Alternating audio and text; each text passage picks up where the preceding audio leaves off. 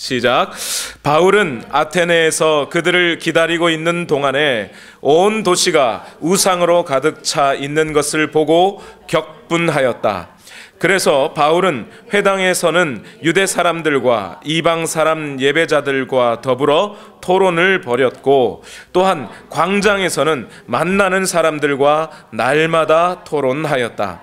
그리고 몇몇 에피쿠로스 철학자와 스토아 철학자도 바울과 논쟁하였는데, 그 가운데서 몇몇 사람은 이 말쟁이가 도대체 무슨 소리를 하려는 것인가 하고 말하는가 하면, 또 몇몇 사람은 그는 외국 신들을 선전하는 사람인 것 같다 하고 말하기도 하였다. 그것은 바울이 예수를 전하고 부활을 전하기 때문이었다. 그들은 바울을 붙들어 아레오바고 법정으로 데리고 가서 당신이 말하는 이 새로운 교훈이 무엇인지 우리가 알 수 있겠소? 당신은 우리 귀에 생소한 것을 소개하고 있는데 도대체 그것이 무엇인지 알고 싶소 하고 말하였다. 모든 아테네 사람과 거기에 살고 있는 외국 사람들은 무엇이나 새로운 것을 말하고 듣는 일로만 세월을 보내는 사람들이었다. 아멘. 오늘 말씀 가운데 성령께서 여러분 마음에 충만하게 역사하시기를 예수님 이름으로 축원합니다.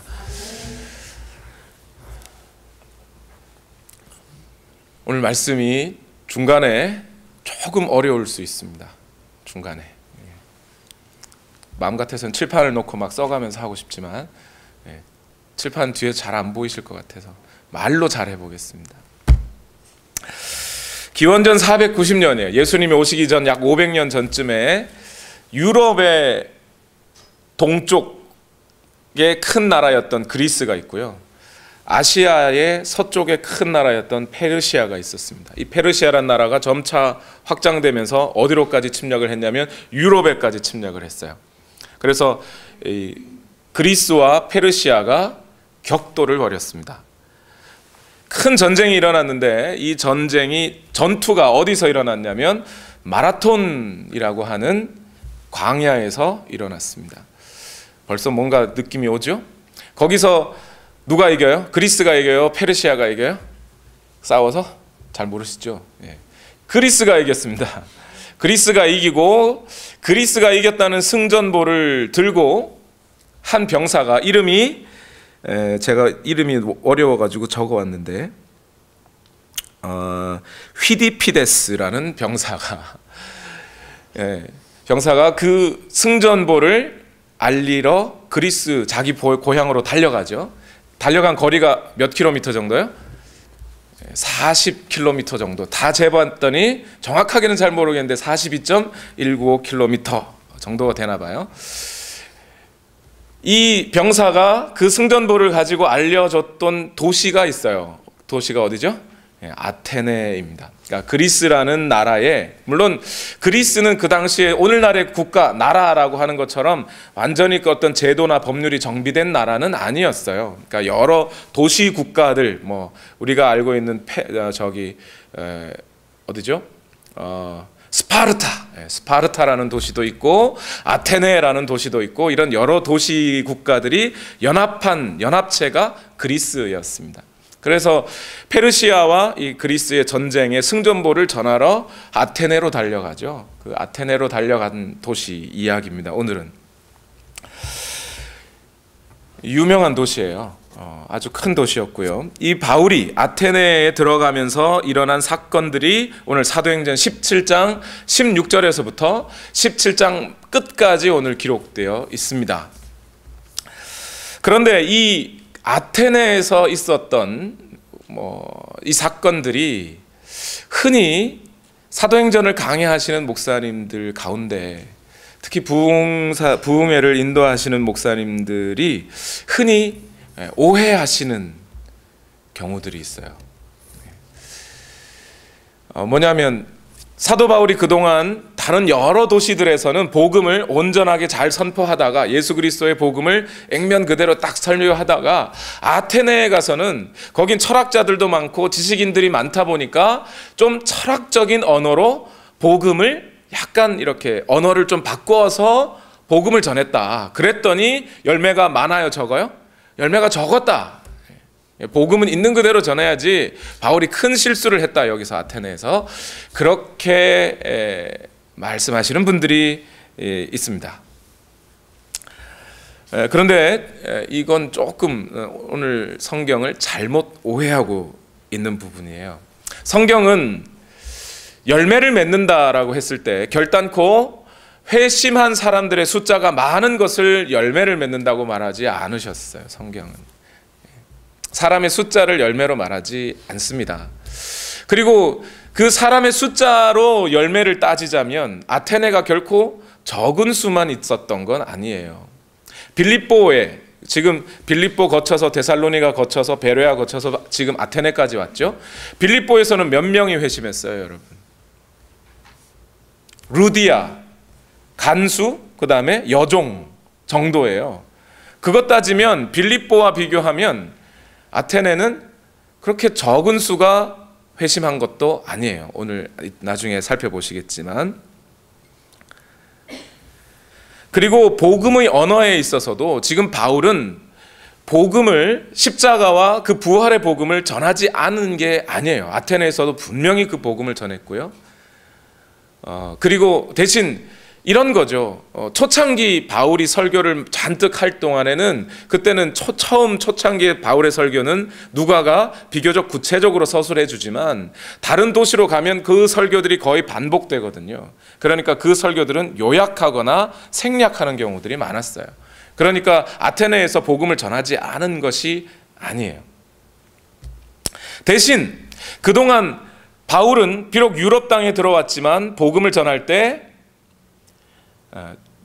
비교적 유대인들이나 유대 종교를 가진 이방인들, 그래서 창조주 하나님을 알고 율법이 무엇인지 아는 사람들에게 복음을 전했어요, 그동안. 그런데 아테네에 와서는 전혀 그런 사람들을 찾아보기도 어렵고, 뿐만 아니라 그 아테네 지역이 갖고 있는 사상의 문제들이 있었어요. 그래서 복음을 전할 때 그냥 단순히 여러분 다 하나님 아시죠? 오케이, 하나님 아시는데 예수님은 아십니까? 하고 그냥 예수님만 막 전할 수 있는 게 아니었어요. 하나님부터, 창조주 하나님부터 신이 누구신지를 다시 설명을 해야 되는 상황이었어요. 그래서 거기에 맞게 복음에 강조점을 뒀을 뿐이지 복음을 다른 식으로 언어를 바꾸어서 전한 것은 결코 아닙니다. 이런 이유로 해서 바울이 아테네에서 복음을 좀 철학적인 언어로 전하다 보니까 열매가 없었다라고 말하는 것은 매우 큰 오해입니다. 대신 오늘 저는 이 아테네에서 일어나고 있는 이 사건은, 여러분 사도행전이, 전체 사도행전의 가장 핵심되는 구절이 몇 장 몇 절이라고요? 사도행전 1장 8절의 말씀입니다. 오직 성령이 너희에게 임하시면 너희가 능력을 받고 예루살렘과 유대와 사마리아와 땅 끝까지 이르러 내 증인이 될 것이다, 이렇게 하셨어요. 그렇죠? 그 사도행전 1장 8절의 말씀이 사도행전 전체 말씀의 요약이면서 동시에 사도행전 전체의 말씀은 이 사도행전 1장 8절의 말씀의 확장과 똑같은 거예요.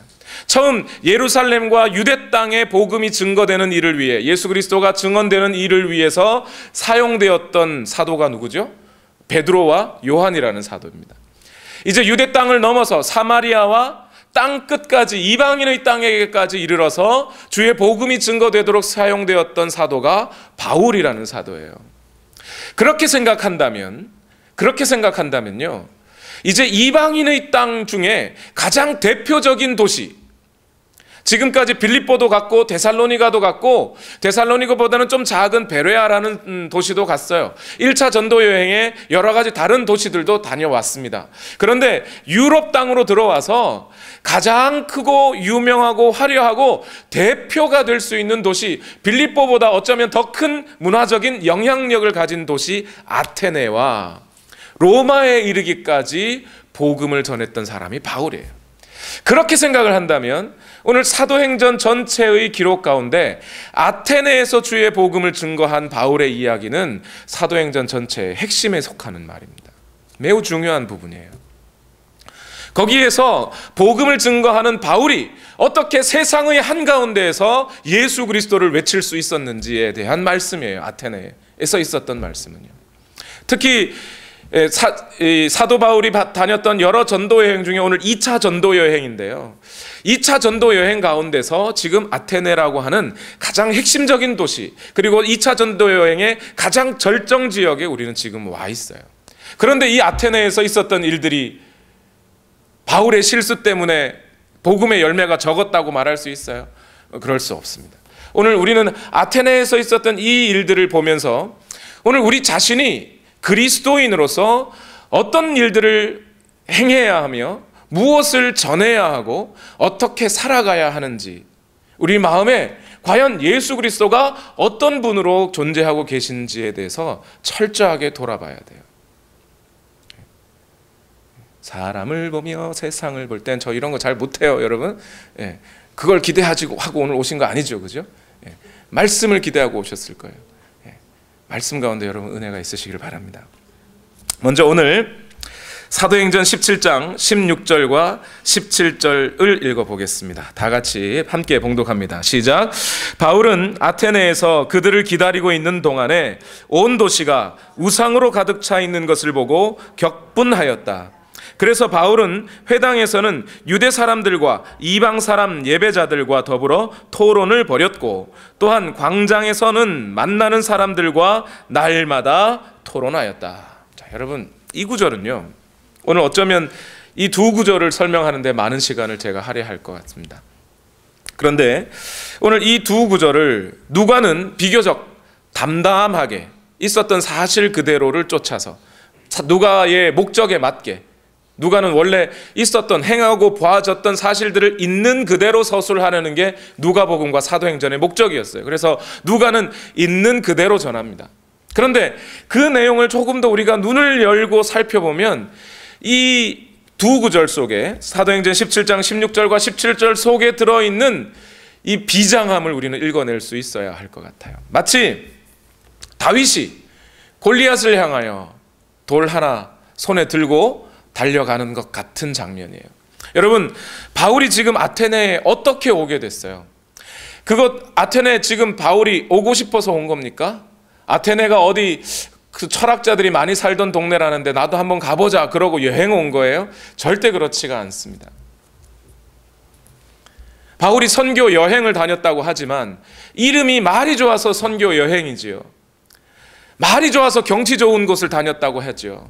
사실은요, 어떻게 된 거예요? 처음 바울이 가고자 했던 곳은 소아시아였습니다. 근데 성령께서 소아시아를 이쪽으로 설명을 해야 되겠군요. 여러분 보시기에 동쪽이니까 소아시아에서 복음 전하는 것을 하나님이 원치 않으셨어요. 그래서 어디로 가요? 유럽으로 건너뛰어 가라고, 배 타고 건너가라고 했습니다. 유럽으로 건너와서 제일 첫 번째 간 도시가 어디요? 빌립보였어요. 빌립보에서 과연 어디서 누구에게 복음을 전할까 알지 못할 때 기도처를 찾으러 빌립보 도시 바깥으로 나와서 자주장사 루디아를 만나서 그에게 복음을 전했어요. 그리고 빌립보에서 계속 복음을 전하다가 여종이 점치는 것이 방해가 되어서 그의 여종의 귀신을 쫓아내고 결국 그것 때문에 큰 오해를 받아서 감옥에 갇히게 됩니다. 감옥에 갇혀 풀려나면서 치안관들이 제발 이 도시를 떠나달라고 부탁해서 빌립보를 떠나 어디로 가요? 데살로니가로 갔어요. 데살로니가에 가서 몇 주 동안 복음을 전했어요? 3주 동안 복음을 전했습니다. 3주 동안 복음을 전했는데도 불구하고 거기 있는 유대인들이 그 바울이 전하는 복음을 듣고 싶지 않아요. 그래서 어떻게 해요? 거리의 불량배들 불러서 바울을 일행을 잡으려고 야손의 집에 침략해 들어갑니다. 급습을 합니다. 그 자리에 비록 없었지만 믿는 사람들이, 함께 믿는 형제 자매들이 함께 고통당하는 모습을 도저히 견딜 수 없었고 사람들의 인도함을 따라 바울은 급히 또 어디로 피신해요? 베레아라는 곳으로 피신해요. 그나마 베레아에서 갔더니 베레아의 유대인들이 데살로니가의 유대인들보다는 신사적이어서 하나님의 말씀을 자기의 알고 있는 현실과 견주어 보면서 있는 그대로 그 복음을 받아들이기 시작했어요. 그런데 데살로니가에서 있었던 유대인들이 베레아까지 쫓아와서 바울을 잡아 가두려고 합니다. 방해합니다. 사람들을 선동합니다. 그 말 듣지 말라고 막. 그러니까 더 이상 거기에서 있을 수 없었던 바울은 역시 그 폭력을 피해서 도망을 가기 시작하는데 아테네까지 가게 된 거예요. 도망쳐서 아테네까지 갔어요. 그런데 이번엔 아테네로 갈 때는요, 요 앞 구절에서 보시면 알겠지만 실라와 디모데는 따라가지 못합니다. 그 상황이 얼마나 급박했던지 얼른 바울만 피신시켜야 했던 상황이에요. 그러니까 지금 아테네에는 누구만 들어가는 거예요? 바울 혼자 들어가는 거예요. 그동안엔 누가도 있었고, 아마 누가가 이때의 기록은 바울이 전해준 말을 듣고 적었지 않겠나 싶습니다. 누가도 있었고 실라도 있었고 디모데도 있었어요. 그런데 이 아테네라고 하는 도시에 들어가는데 아무도 없습니다. 모든 폭력은 있는 대로 다 맞고 먹지도 못하고 쫓겨서 혼자 외로이 쓸쓸하게 피신하여 간 곳이 아테네였어요. 그런데 이렇게 찾아간, 숨을 죽이며 도망치듯 들어간 이 아테네라고 하는 도시는요, 어떤 도시입니까? 비엔나라든지 로마와 같이 유럽에서는 매우 유명한 도시 중에 하나죠. 단순히 그 도시에 이 사는 사람들의 숫자적인 측면뿐만이 아니라 문화적인 영향력에 있어서 아테네는 당대 유럽의 가장 큰 도시였습니다. 여러분, 우리가 잘 알고 있는 소크라테스, 플라톤, 아리스토텔레스, 어디선가 한 번은 들어봤음직한, 그죠? 그런 사람들이 여기 살고 있었어요. 그 도시에서 철학을 논하고 로마의 황제가 여기까지 와서 자기의 선생님들에게 배우고 가는 도시가 아테네였어요. 그러니 그 당시에 이 아테네라고 하는 도시는 얼마나 그 지식 수준이 최고 상위에 있었던 도시였죠. 뿐만 아니라 우리는 그거 잘 알고 계시죠, 여러분? 그리스 로마 신화, 그러면 뭐 제우스도 나오고 뭐 여러 신들이 많이 나오잖아요. 이 도시에는 이 세상을 지은 신들이란 신들은 다 모아놓은, 이 세상의 모든 철학이라든지 이 세상의 어떤 돌아가는 일들에 대해서는 다 그것을 주관하고 있는, 물이면 물, 하늘이면 하늘, 땅이면 땅, 그 모든 것을 주관하는, 사람의 윤리적인 감정들까지도 다 주관하는 신들을 다 모아놓은 곳이 아테네예요. 거기에 있는 파르테논이라는 신전이 있어요. 아테네에. 이름 들어보셨죠? 파르테논이라는 신전에. 그 신전에 모셔놓은 신들만 2만 5천 명 정도 되는 거예요. 그러면 그 신전이 얼마나 클지 대충 예상은 되시죠? 조선시대에 왕들의 위패를 모아놓은 것이 종묘이죠. 종묘. 그러니까 그 종묘만 해도 얼마나 커요. 왕들의 위패를 모아놓았는데요, 조선시대 왕들 해봐야 뭐 태조 이성계보다 할아버지, 증조 할아버지, 고조 할아버지가 합쳐봐야 몇십 명 되지 않아요. 그런데도 그 종묘가 얼마나 큽니까? 근데 이 아테네의 파르테논 신전 안에 모든 신들이 모여있는데 2만 5천 명이에요. 감히 상상할 수 없을 정도의 신전이에요. 자, 그 땅에, 그 아테네라고 하는 곳에 바울이 혼자 터덜터덜 왔어요. 쫓기듯이 왔어요. 보통이면 어떻게 되겠습니까? 위축되지 않을까요? 하나님, 내가 여기서 이제 죽을 것 같습니다. 저를 죽여주십시오. 누구처럼요? 엘리야처럼. 이제 뭐 웬만한 그 바알 신전에 그 우상 섬기는 사람들하고 다 싸울 만큼 싸웠고, 이세벨의 그 검은 손에 쫓겨서 막 도망 다니다가 하나님, 나 이제 죽을 것 같습니다. 차라리 죽여주십시오. 엘리야 혼자 남아있어요. 그러지 않을까요? 바울이 지금 아테네까지 아무도 없이 혼자 찾아왔어요. 그런데 오늘 구절은 정말 신기합니다. 오늘 이 구절이 이렇게 말하고 있어요. 다시 보실까요? 16절. 바울은 아테네에서 그들을 기다리고 있는 동안에, 여기서 그들은 누구냐면 실라와 디모데가 합류하기로 했거든요.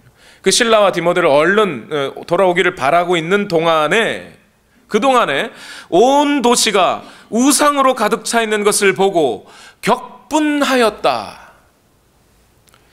여러분 이거 이상하지 않으세요? 이 성경 구절쯤 여기쯤 읽으면 바울이 드디어 미쳤구나 이런 생각이 들지 않나 이 말이에요. 아니 아테네라는 도시입니다. 바울도 생전 처음 와보는 도시예요 사실은요. 그런데 그 도시에 우상이 가득해요. 당연한 거예요? 신기한 거예요? 오늘날의 눈으로 보면 하나님이 없는 곳에, 복음이 전해지지 않은 곳에 우상이 가득한 것이 놀랄 일이 아니라 당연한 거잖아요 우리의 눈으로는. 그렇죠? 그런데 바울은 그것을 보고 격분하였다 이렇게 했어요. 아니 심지어 놀랐다고 칩시다. 예를 들어서 우상이 가득한 그 도시에 우상이 가득한 것을 보고 이야 이 도시는 정말 우상이 많구나 라고 생각하였다고 치십시다. 그래도 이해가 되지 않아요. 왜 격분하죠? 왜 바울은 화를 내는 거죠 대체? 자기가 화내면 뭐가 달라집니까? 격분할 이유가 없어요. 아 너는 너 신을 섬기는구나, 아유 불쌍한 사람들이지 왜 격분을 하느냐 이 말이에요. 여러분 이 상황이 저는 다윗이 골리앗을 만났을 때의 상황과 같다는 거예요. 여러분 다윗이 골리앗을 봤을 때 다윗은 화를 참지 못했어요. 차라리 내가 나가서 저 뭐라 그래야 될까요? 저 골리앗과 싸우겠다고 나서서 사울에게 요청을 하죠. 왜 그런 거예요? 저 골리앗이 우리 하나님을 비방하고 모욕하고 있다는 거예요.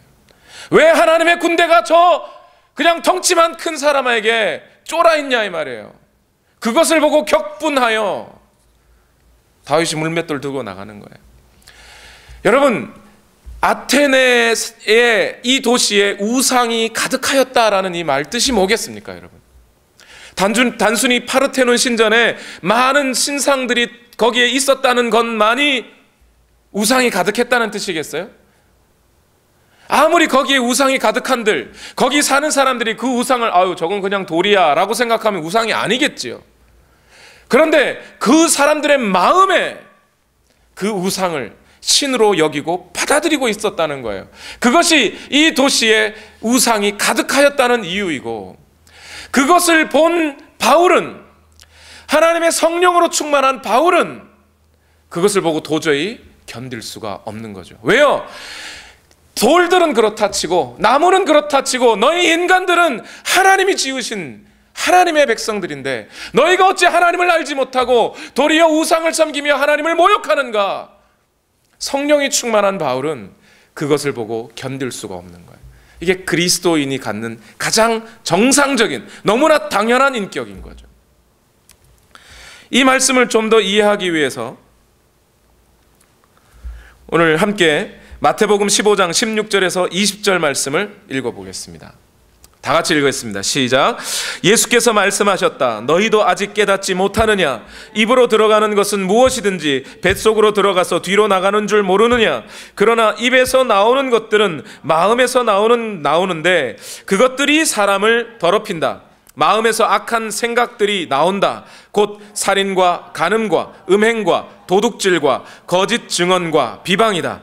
이런 것들이 사람을 더럽힌다.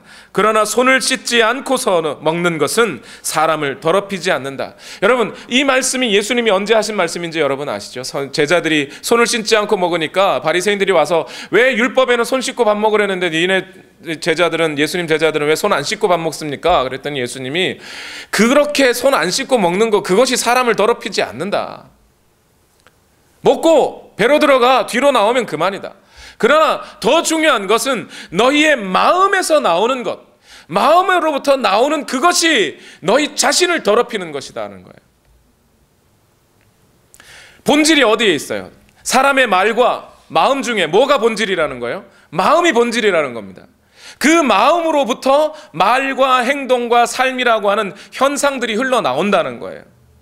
마음이 썩어서 사람이 썩는 것이지 겉으로 드러나는 어떤 행위가 그 사람의 마음을 더럽히는 것은 아니라는 거예요. 중요한 것은 너희의 마음이지 사람의 겉으로 어떤 의식을 행하는 것이 문제가 아니라는 겁니다. 그래서 여러분, 남자가 바람 피우는 것은 여자가 못생겨서 그런 게 아니고요. 애교를 안 떨어서 남자가 바람을 피우는 게 아니고요. 그 남자의 마음에 이미 악한 마음이 있었는 거예요. 그 마음이 사람을 살인자로 만들고 간음하는 자로 만들고 거짓말하는 자로 만드는 것이지, 부인이 못생겨서 남자가 바람을 피우는 게 아니란 말이에요.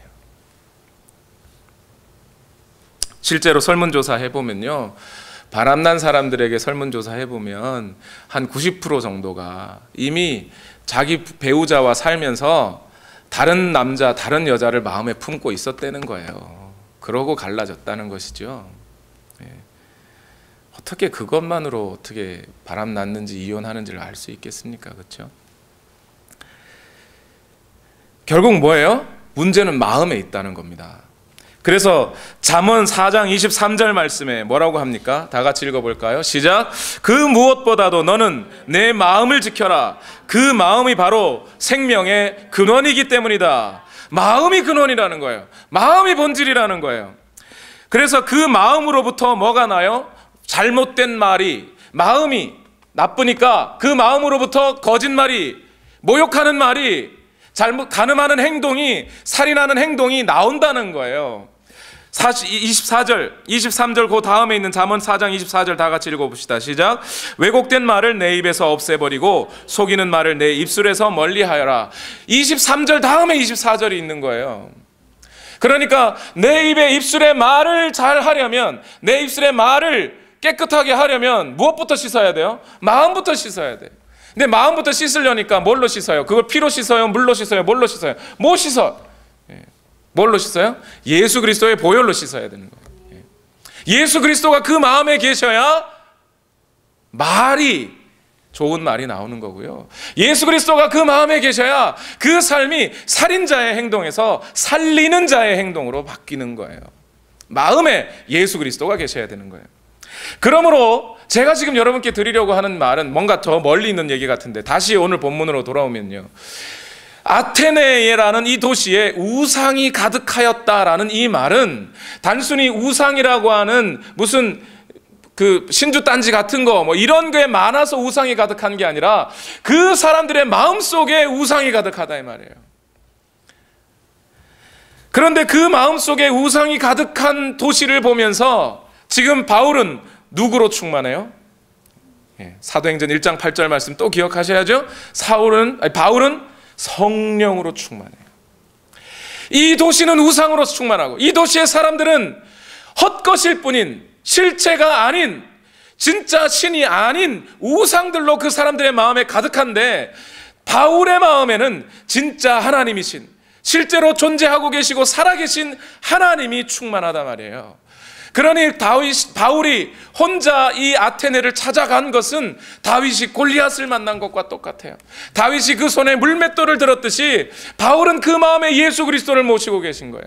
그것으로 인하여 지금 아테네와 한판 전쟁을 벌이자고 찾아온 거예요. 외모가 중요하지 않아요. 하나님은 그 중심을 보시는 거예요. 요한복음 14장 20절 말씀에 따르면 뭐라고 하십니까?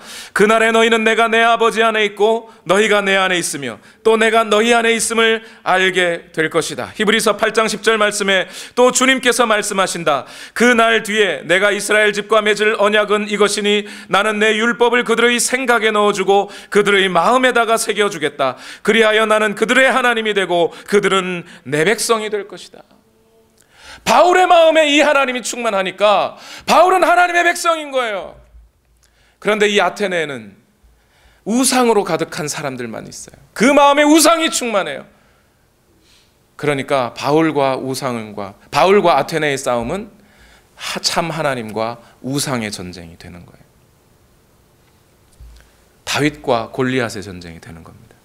겉모양으로는 게임이 되지 않겠지만, 그러나 우리가 영의 눈을 열고 이 장면을 자세히 쳐다보면 승리는 바울에게 있습니다. 그래서 그리스도인이란 마음 한가운데에 예수 그리스도를 왕으로 모시고 사는 사람, 그래서 그 마음으로부터 예수 그리스도의 말과 행동이 흘러나오는 사람들, 우상이 절대로 그들을 침범할 수 없는 사람들, 음부의 권세가 도저히 이길 수 없는 사람들, 그 사람들이 그리스도인이에요.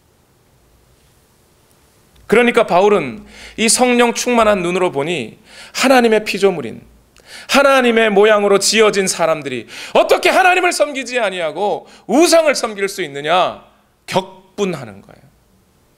격분하는 거예요.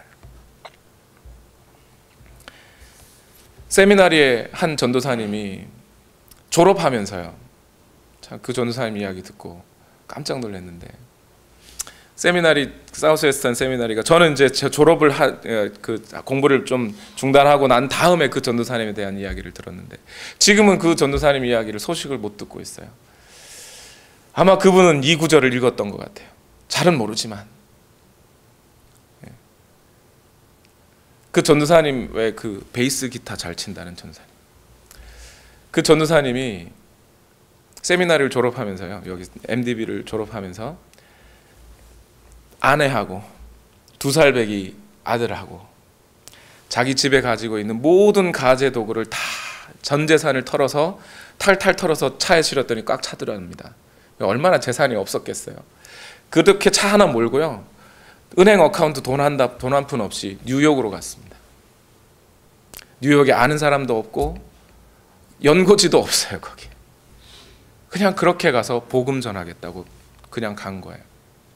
사람들은 그거 보면서, 야, 저 어떻게 먹고 살라고. 먹고 사는 게 문제가 아닌 거예요. 이 전도사님의 마음에는 뉴욕 땅에 하나님을 몰라 우상으로 충만한 사람들이 눈에 보이니 그 마음이 격분되는 거예요. 주의 성령으로 충만한 전도사님, 그냥 그거 몰고 가는 겁니다. 사도 바울의 뒷모습하고 똑같아요. 오늘날 그리스도인이 그 마음에 살아계신 하나님이 존재하는, 예수 그리스도의 보혈로 충만한, 성령의 은혜와 능력으로 충만한 그리스도인 한 사람은 우상으로 충만한 도시와 싸워 이길 능력이 있는 그리스도인이에요. 그 그리스도인이 저와 여러분이 되시기를 예수님으로 축원합니다. 여러분은 비록 우리 자신은 작을지라도 우리 안에 계신 하나님은 결코 작은 하나님이 아니세요. 그 하나님은 우상으로 가득한 도시를 파할 수 있는 하나님이세요. 그렇게 해서 어떻게 해요? 바울이 가서 거기에 있는 사람들과 논쟁하기 시작합니다. 사도행전 17장 18절 말씀 다 같이 읽어봅시다. 시작. 그리고 몇몇 에피쿠로스 철학자와 스토아 철학자도 바울과 논쟁하였는데 그 가운데서 몇몇 사람은 이 말쟁이가 도대체 무슨 소리를 하려는 것인가 하고 말하는가 하면, 또 몇몇 사람은 그는 외국 신들을 선전하는 사람인 것 같다 하고 말하기도 하였다. 그것은 바울이 예수를 전하고 부활을 전하기 때문이었다. 예수를 전하고 부활을 전하기 때문이었다고 얘기하잖아요. 지금 언제 바울이 복음을 제대로 안 전했어요? 제대로 전했어요. 제대로 전했기에 그 말을 듣고 있던 에피쿠로스 학파 사람들과 스토아 학파 사람들이 바울의 이야기를 듣고 이 말이 대체 뭔 소리냐, 난생 처음 듣는 소리다라고 얘기했던 거예요.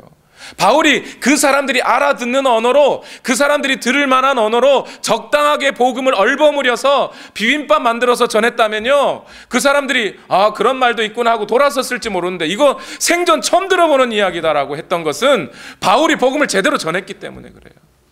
예수 그리스도에 관한 이야기는 그 당시 사람들로서는 도저히 들어볼 수 없는 이야기예요. 우상이 가득한 사람들의 마음에, 종교성이 가득한 사람들의 마음에는 예수 그리스도라는 것은 이해할 수가 없어요. 원래가. 여기서 지금 오늘 설교가 어려운 부분이 생겼어요. 에피쿠로스 학파와 스토아 학파의 이야기인데, 이걸 어떻게 여러분에게 설명해야 이 본문이 이해가 될까요? 여러분, 기독교는요, 우리가 믿는 이 기독교 신앙이라는 건요, 이 세상 사람들이 믿는 종교라는 것과는 다른 거예요.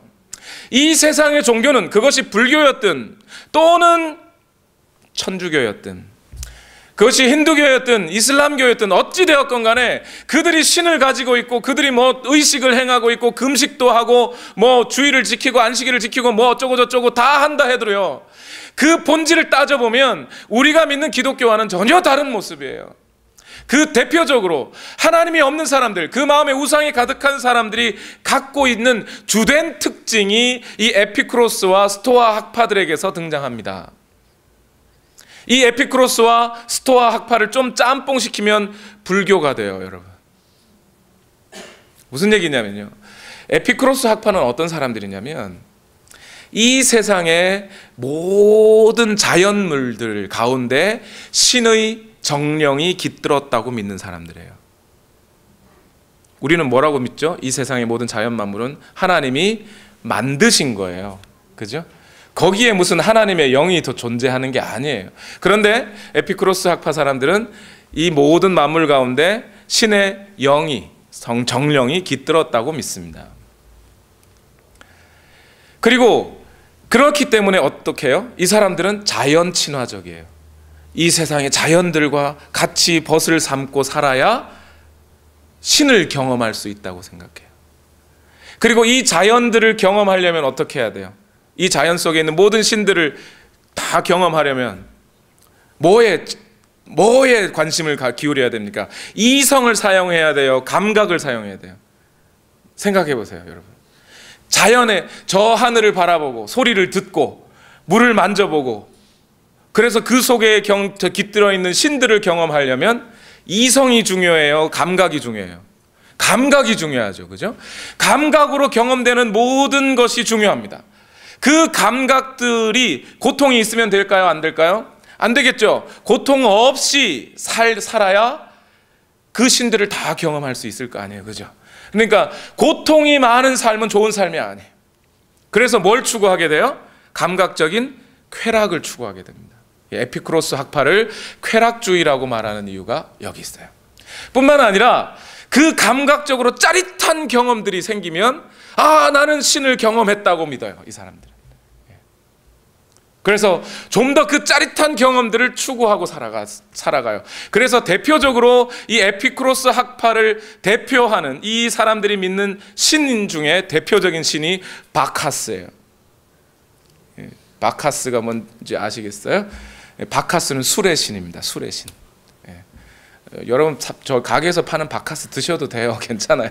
그 얘기를 하는 게 아니라 그 사람들이 바카스라는 이름을 지은 이유가 뭐겠어요? 요거 마시면 힘이 솟는다, 감각이 살아난다. 그래서 바카스라고 하는 거예요. 바카스라는 디오니소스 종교 뭐 이렇게 표현하는 건데요, 바카스를 믿었어요. 이 사람들이 믿는 신들은 한 분이 아니에요. 여러 명이에요. 여러 명인데 그 중에 이런 감각적인 통로를 중요시하는 사람들이에요. 그런데 바울이 예수 그리스도에 대한 복음을 전하면 이 에피쿠로스 학파 사람들은 뭐라고 받아들일까요? 바울이 이렇게 전하지 않겠어요? 안목의 정욕을 버려라. 육신의 정욕을 버려라. 그것이 하나님을 만나게 해주는 게 아니다. 이렇게 얘기할 거 아닙니까? 그죠?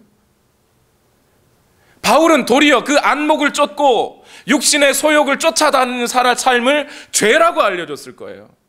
그러니까 에피쿠로스 학파들은 이건 말이 안 되는 거죠. 자기들이 하나님을 만날 수 있는 이 감각적인 경험을 왜 죄라고 그래요? 안 되죠. 이 반대로 스토아 학파 사람들이 또 있었어요. 이 스토아 학파 사람들은요, 뭐냐면 이 세상의 모든 만물은 신이 지은 것이다, 이런 뜻은 아니고요. 이 세상은 단순히 그림자에 불과하고, 이 세상은 진짜 세상은 저 하늘 위에 따로 존재하는 거예요. 벌써부터 어려워지기 시작하네요, 이런 얘기하니까. 그러니까 그 세상에 이르는 게 이 사람들의 목적이에요. 그 세상은 영원 불멸하는 곳이에요. 뭔가 천국하고 비슷해지기 시작하네, 그죠? 예. 그래서 이런 문제 때문에 고린도 교회 안에 복음에 대한 오해가 생겼던 거예요. 저 영원한 나라, 흔히 말하는 이데아라는 나라, 플라톤에 말하면 그 영원하고 이상적이고 최고의 선인 그 영원한 곳이 있는데, 지금 우리는 육체라고 하는 사슬에 묶여서 그 나라에 못 가. 그러면 어떻게 해야 그 나라에 갈 수 있어요? 육체를 벗어야 돼. 그죠? 육체를 벗어야 된다는 말은 육체가 하고 싶은 대로 하면 안 되는 거죠. 도리어 육체에 자꾸 고통을 줘야 되는 거예요. 이걸 뭐라 그래요? 금욕. 예. 금식도 좀 하고 자기 몸을 때려치고 뭐 면벽 수행이라도 한번 해가지고 그런 수행을 통해야만 저 영원한 나라를 슬쩍 볼 수 있다고 생각해요. 그러니까 금욕주의자들이에요. 누가 더 금욕을 많이 했나? 누가 더 금식을 많이 했나? 이게 좀 중요한 사람들이에요. 이 학파 사람들은.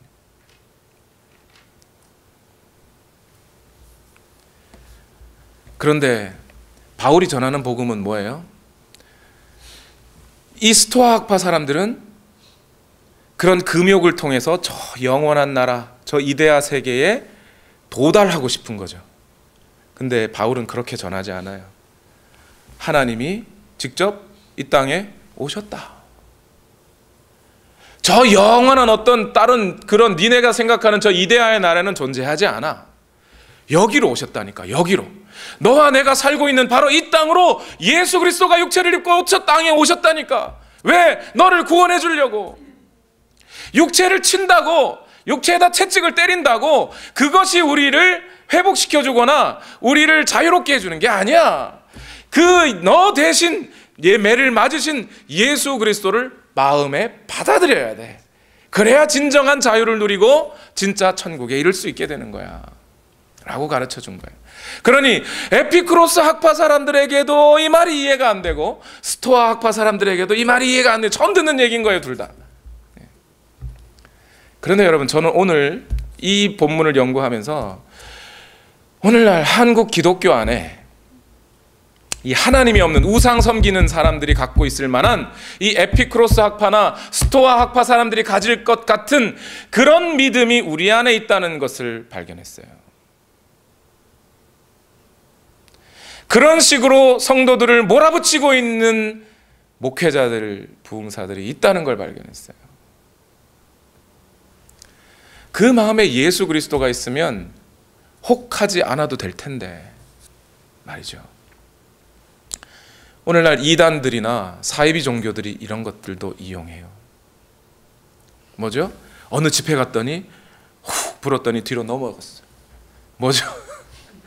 감각적인 경험, 짜릿함, 이걸 주고 싶은 거예요, 여러분. 신나게 하하하 손뼉치고 웃으면 은혜 받았다고 생각하는 거 에피쿠로스 학파 아니에요, 이거? 쾌락주의 아니에요, 이거? 맞잖아요. 사상적으로는 어때요? 오늘날 마음으로 누군가와 내 배우자가 아닌 다른 어떤 사람과 성적인 교감을 나눈 것도 아니고 그냥 마음으로 생각했는데 그게 뭐 잘못이에요? 그렇죠? 오늘날엔 그게 자유라고 생각하죠. 에피쿠로스 학파들이 그랬어요. 마음의 자유를 가지라고, 평안하라고 그랬어요. 오늘날 젊은 흔히 의식 있는 목회자라고 하는 사람들이 그렇게 가르치잖아요. 뭔가 멋있는 것처럼 뭐 그런 거 가지고 포르노 본 거 가지고 그게 뭐 죄라고 그러냐고 그러잖아요. 우리 마음에 음욕이 들어온 곳, 우리 마음 중심에 예수 그리스도가 있어야 하는 바로 그 자리에 음욕이 찾아오게 만들잖아요. 그래도 괜찮다고 말하잖아요. 에피쿠로스 학파들 아니에요, 그거? 반대로 스토아 학파 같은 목회자들도 있어요. 내가 말이죠, 기도를 하루에 4시간, 5시간씩 해. 그러니까 기도 1시간 하는 목회자보단 내가 더 신령해. 나는 더 하나님의 지식을 알아 라고 말하는 거예요. 흔히 말씀에 대해서, 말씀을 가지고 좀 나이 많은 그렇게 말씀하시는 분들께 목사님 이런 거 아닙니까? 목사님 말씀하시는 거 좀 잘못된 거 아닙니까? 하나님의 말씀에 비춰보니 이게 아니지 않습니까? 목사님들 뭐라 그래요? 니네가 기도해봤어? 목회해봤어? 뭘 한다고 그래? 나 니네들보다 성경 더 많이 읽었고 니네들보다 기도 더 많이 했어. 이 스토아 학파 아니에요, 이거? 니네 금식 해봤냐? 40일 금식 해봤냐? 3일도 못 해본 것들이. 바리새인들이 예수님께 했던 말 아니에요? 나이 50도 안 된 것이 어디서 율법을 논해? 똑같지 않아요? 그 마음에 하나님이 없는 사람들은 이렇게 자신의 죄의 문제들을 쾌락을 추구하는 괜찮은 것쯤으로, 자유로운 것쯤으로 알든지, 그 마음에 예수 그리스도가 없는 사람들은 자신의 금욕을, 자신의 어떤 그런 경험들을 자랑하고 교만하게 되더라는 겁니다. 그리고 그러면서 점차 성도들은 속아요. 야, 저 목사님 집회 갔더니 이런 좋은 것들이 있어. 저 목사님 말씀 드렸더니 야, 저 목사님은 성경을 1000번 읽었대. 저 목사님은 40일 금식 기도를 10번이나 했대. 그 목사님이 안수해주면 내게 뭔가 짜릿한 경험을 할 수 있지 않을까? 막 뒤죽박죽 돼가지고요. 종교적인 경험, 이성, 의식, 형식, 이런 것만 찾아다니고 말이죠. 성도들이 결국 스포일 되게 돼버렸습니다. 오늘날 그리스도인이라고 하는 자처하는 사람들 중에 이러한 것이 혼재돼 버렸어요. 그 바울이 찾아갔던 아테네는 잘못된 우상들을 하나님이라고 섬긴 잘 실수가 있는데요. 오늘 우리의 실수는 뭐냐면 그 하나님을 마치 우상 섬기듯 섬겨버리는 거예요. 무당 섬기듯 섬겨버리는 거예요. 목사를 무당이라 여기는 거죠. 하나님과 자기를 중매시켜줄 사람 정도로 이해하는 거예요. 목사는 말씀 전하는 사람이지 여러분의 영혼을 하나님과 맺어주는 사람이 아니에요. 분명히 바울은 하나님의 말씀께 의탁하노니 이렇게 말했어요. 말씀이 여러분을 그렇게 만들어주시는 거죠.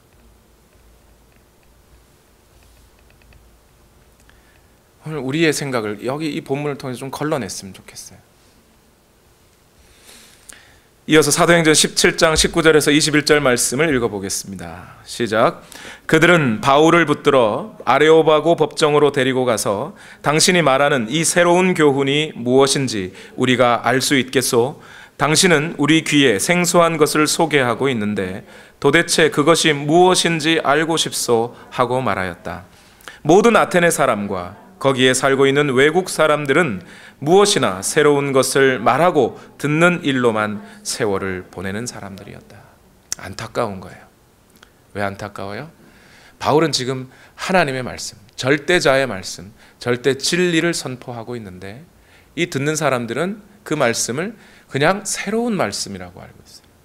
여러 철학 중에 최근에 들은 새로운 철학, 새로운 세계관으로 이해하고 있지요. 한 전도사님이 뉴스엔조이라고 하는 신문에 자기가 기독교를 떠난 이유를 적었더군요. 교회를 떠난 이유. 그 전도사님의 전제가 뭐냐면 종교는 세계관일 뿐이다. 종교는 세계관을 가르쳐주는 그 이상의 역할을 하지 못하더라. 기독교는 내게 새로운 세계관일 뿐이지 뭔가 다른 것이 아니었다. 그래서 교회를 떠나겠다는 거예요. 여러분에게 기독교는, 교회는, 하나님의 말씀은 단순한 새로운 철학입니까? 하나님은 계속해서 그 말씀을 여러분의 마음에 심어주겠다고 하고 계세요. 마음에. 성령이 여러분 안에 오셔서 그 마음이 부드러워지고 그 부드러워진 마음에 하나님의 말씀을 새기시기를 바랍니다. 기독교는 어떤 의식이나 형식이나 이성의 지식이나 감각적인 경험을 통해 하나님과 접신해 보려는 게 아니에요. 하나님은 이미 자기 아들을 이 땅에 보내셨고 심지어 성령까지 보내셔서 가만히만 있어도 저와 여러분이 뭐 할 필요 없어요. 뭐 하라는 게 아니에요. 그냥 가만히 있으라는 거예요. 가만히 있어 너희는 하나님 됨을 알지어다 라고만 말씀하세요. 우리는 그저 우리의 선입견과 편견을 버리고 하나님의 말씀을 받아들이면 돼요. 그것으로만 해도 충분합니다. 목사님 설교 열심히 들으면 뭐예요? 행함이 없는데 없어도 돼요. 여러분들어 뭐 실천하라고 하지 않아요. 우리가 애써 실천하려고 뭔가 잘난 일이라도 하려고 잘하는 일이라도 하려는 순간 우리는 하나님을 놓쳐버리게 돼요. 또 우리는 우리가 무엇인가를 잘하려고 하는 바로 그 순간에 우리의 교만이 드러나서 하나님이 우리 마음에 오시는 것을 놓쳐요. 교회에 오셨으면요, 여러분, 뭐 안 하셔도 괜찮아요. 뭐 물론 저는 교회가 잘 돌아가기를 위해서 여러분들이 중식도 하고 헌신도 많이 하시기를 바랍니다. 그리고 성도 간에 서로 봉사하고 웃으며 섬기기를 바랍니다. 서로가 서로를 아껴주시기를 바랍니다. 그런데 그것은 나중이에요. 먼저는 하나님의 말씀이, 주의 성령이 여러분 가운데 임하는 것이 먼저예요. 예수님도 제자들에게 성령이 오시거든 이라고 했어요. 성령이 오실 때까지, 하나님이 약속하신 것이 너희에게 임할 때까지 너희는 아무것도 하지 말고 그냥 기다리라 그랬어요. 기다려라. 그렇게 성령으로 충만한 바울이 지금 어디에 서 있어요? 이제 19절에 보니까 아레오바고 법정에 가 있어요. 아레오바고 법정. 22절 말씀에 보면 바울이 아레오바고 법정 가운데 서서 이렇게 돼 있어요. 여러분, 이 아레오바고 법정에 섰다는 이 말은요, 이거 보면 진짜 짜릿한 거죠. 아테네에는요, 이 아크로폴리스라고 하는, 그러니까 아테네가 도시가 이렇게 있으면 뒷산이 있습니다. 뒷산이 여러분 아리조나로 가다 보면 산이 이렇게 삼각산이 아니고 산이 뾰족 이렇게 케이크같이 올라와서 평지가 돼 있죠, 위에는. 그죠? 그런 평지처럼 이 아테네는 아테네가 이렇게 있고 그 뒷산 마치 내가 가본 것 같이 말하네, 그죠? 사진으로 봤습니다. 아크로폴리스라고 이렇게 높은 위치에 있는 또 하나의 도시가 있어요. 그 도시에 이제 파르테논 신전이 있고요. 그 파르테논 신전에서 이 아크로폴리스 그 북서쪽에 보면 이 아레스라고 하는 그 언덕이 있습니다. 언덕인데 바위 언덕이에요. 높이가 115m 정도 되는 하나의 바위로 된 언덕이라는 겁니다. 근데 이 언덕의 그 자체, 여기에 많은 사람들이 모여서 시장에서도 설교하지만 여기에 어떤 사람이 서서 설교도 하고, 설교라기보다 하나님 말씀, 목사다 보니까 이런 실수가 나와요. 무슨 철학을 가르치기도 하고 뭐 이렇게 했던 거죠. 근데 이 자리는 뭐냐면 법정이에요, 원래가.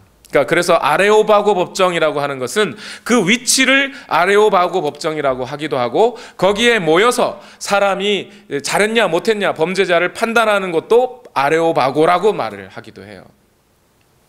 나중에는 이 아레오바고가 그리스 전체를 통할하는 정치적인 위치까지 오르게 되죠. 근데 바로 여기에 바울이 섰다는 거예요. 우상으로 가득한, 하나님이 그 입김을 부르시면 한 줌의 먼지처럼 날아가 버릴 그 우상들로 충만한 그 사람들의 마음 위에 성령으로 충만한 그리스도인 바울이 서서, 그것도 찾아온 게 아니라 쫓기듯이 쫓겨와서 거기서 연설을 하려고, 하나님의 말씀을 전하려고 섰다는 거예요. 얼마나 장엄한 건가요? 하나님이 세우시는 거예요, 이렇게. 여기서 바울은 대체 어떤 말씀을 전했을까요? 다음 주에 계속되겠습니다. To be continued. 오늘 말씀을 맺겠습니다. 여러분, 로마서 12장 2절 말씀을 다 같이 한번 읽어볼까요? 시작. 여러분은 이 시대의 풍조를 본받지 말고 마음을 새롭게 함으로 변화를 받아서 하나님의 선하시고 기뻐하시고 완전하신 뜻이 무엇인지를 분별하도록 하십시오. 여러분, 오늘 말씀을 통해 여러분께 제가 부탁드리고 싶은 말씀도 이것입니다. 아마 바울은 이 이야기를 오늘 또 우리에게 전해주고 싶은 게 아닐까요? 여러분 마음에, 지금까지 여러분 예수님을 믿는다고 믿으면서 저 우상 숭배자들과 같은 모습이 있지는 않았습니까? 대체 그리스도인으로서 여러분 무엇과 싸우고 있었어요? 지금까지 같은 교우들하고 싸우셨나요? 사랑해야 할 형제자매들과 싸우고 계셨던 건 아니에요. 우리가 싸워야 할 대상은 뭐예요? 지금 바울이 저 우상 숭배자들과 싸우려고 아레오바고 법정에 서 있는 것처럼 오늘 우리는 누구와 싸워야 돼요? 우리 속에 있는 우상들을 꺾어야 하지 않습니까? 우상의 습관들을 꺾어야 하지 않습니까? 감각적인 경험들을 추구하고 이 집회 저 집회 다니면서 이 말씀 좋아 저 말씀 좋아 하고 다녔던 것, 그거 꺾어버려야 하지 않겠습니까? 그저 나의 어떤 윤리적인 깨끗함으로 나보다 배우지 못한 사람들을 욕하고 다니는, 그러고 싸우시고 다닌 건 아닙니까? 차라리 내 속에 있는 교만과 싸워야 했던 건 아닌가요? 성도들을 미워하며 성도들과 싸울 게 아니라 성도들을 미워하는 그 마음과 싸워야 하지 않나요? 내 속에 있는 게으름과 나태함과 싸워야 하는 거 아닌가요? 예수 그리스도께서 우리 가운데 왕으로 좌정하여 계셨을 때 이젠 더 이상 우리 안에 그런 우상들이 자리 잡지 말아야 하지 않을까요? 우리 다 같이 기도하십시다.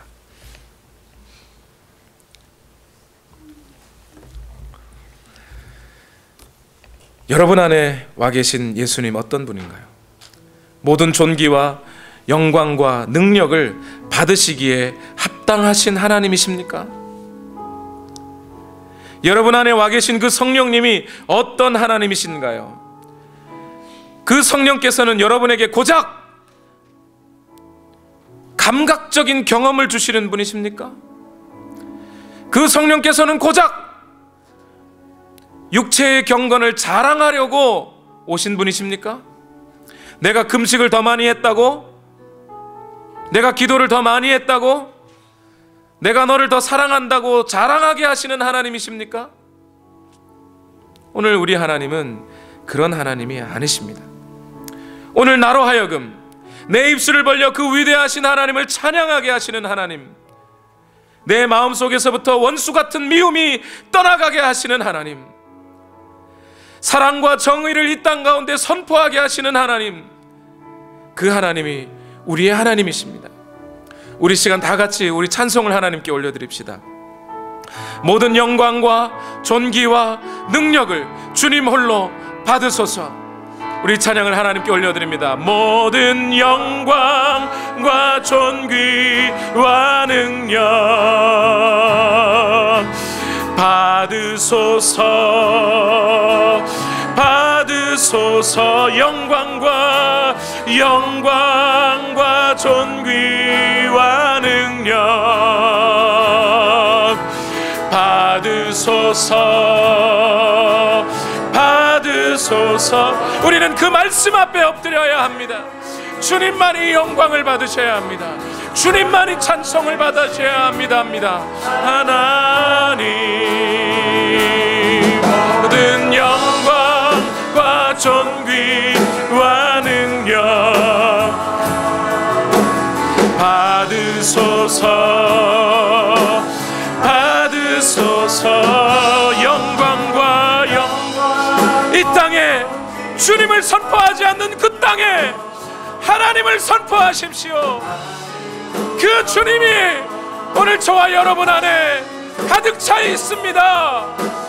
그리스도 살아계신 하나님, 우리 주님을 찬송합시다.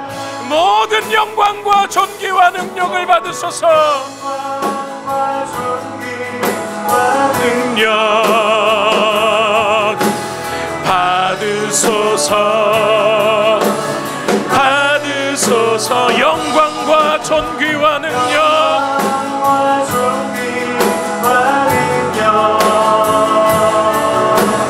받으소서,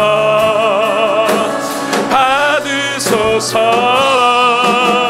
그리스도 살아계, 우리 다시 한번 우리의 온 마음을 다하여 우리 살아계신 하나님을 찬송합시다. 영광과 존귀와 능력 받으소서, 받으소서, 받으소서.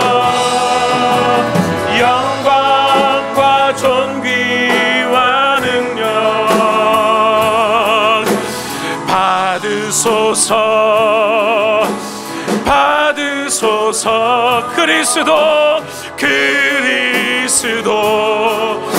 우리 주님을 찬송합시다. 살아계신 주, 나의 참된 소망. 영광 존귀 받으소서, 받으소서. 주님 받으소서. 그리스도, 그리스도 살아계신 하나, 살아계신 주, 살아계신 주, 우리 안에 계신 하나님, 살아계신 하나님, 오늘 나에게 역사하시는 하나님, 그 하나님만이 나의 참된 소망이십니다. 걱정 근심 전혀 없네, 전혀 없네. 사랑의 주, 사랑의 주네. 갈 길 인도하니 내 모든 삶의 기쁨, 모든 삶의 기쁨, 우리 안에 역사하시는 하나님을 찬송합시다. 살아계신 하나님, 살아계신 주, 나의 참된 소망, 나의 참된 소망. 걱정 근심 전혀 없네, 전혀 없네. 사랑의 주, 사랑의 주네. 갈 길 인도하니 내 모든 삶의 기쁨이, 삶의 기쁨 늘 충만하네. 여러분, 지금 이 시간 여러분 안에 와 계신 예수 그리스도, 그 하나님은 온 땅을 만드신 하나님이시며 생사화복을 주관하시는 하나님이시며 삶뿐만 아니라 죽음의 나라의 저면도까지 오직 하나님의 손길이 미치지 않은 곳이 없는 그런 하나님이십니다. 그 하나님을 모시고 있는 여러분, 왜 이토록 잠잠하고 있으십니까? 이 땅의 우상을 숭배하는 자들에게 이 예수 그리스도를 선포해야 하지 않겠습니까? 주여, 오늘 내게 입을 벌려 주의 복음을 증거하게 하여 주시고 주의 권능의 팔을 저들에게 펴사 오늘 이 땅에 하나님의 나라가 임하게 하여 주옵소서. 나뿐만 아니라 나의 가정과 직장과 일터와 우리의 모든 이웃들에게와 이 알링턴 땅과 이 미국 땅에 하나님의 나라를 선포하시고 주여, 주의 그리스도인들을 세워 주시옵소서. 이 큰 제목을 가지고 우리 다 같이 주여 한번 외치고 합심하여 기도하겠습니다. 주여!